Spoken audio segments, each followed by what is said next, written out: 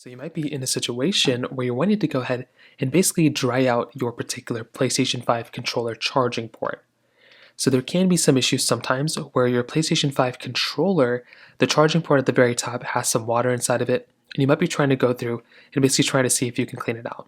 Now, the number one thing that I'd recommend doing here, and the main way to go and fix this, is by switching your controller to the backside and just making sure that the port itself, if you can visibly see any water inside of it, if you can try doing your best to kind of see if there's anything inside of it that's, wrong, you can actually go through and try cleaning out that particular port. That in and of itself could end up fixing the issue for a lot of people, and that's exactly what I'd recommend doing here.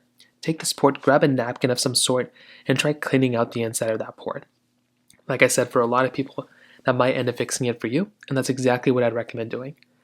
Now, if you do that and that doesn't seem to be fixing the problem, the next thing I'd recommend doing here is to actually go through and see if you can shake some of that water out.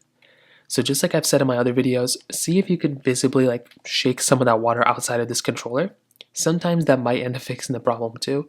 And for a lot of people that might end up fixing it. For me, it's fixed it a lot of times, but that is another thing that might end up fixing the problem for you as well. Now, if you do that and that doesn't seem to be working, another thing you can try doing is turning your controller completely off, so make sure your controller is off anyway, and kind of leaving it in a room with room temperature.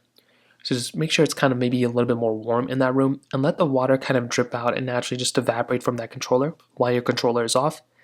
If that doesn't work, you can also grab some sort of a blow dryer of some sort, low pressure, nothing super hard. You don't want to heat up the components inside too much, but you can kind of put some hot air inside of this port and see if you can evaporate some of that water from there. So those are a few different ways of going about doing it.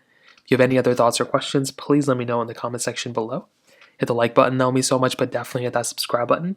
More importantly than everything else, I love every single one of you guys. Hopefully I'll catch you guys in the next video. Peace out till then.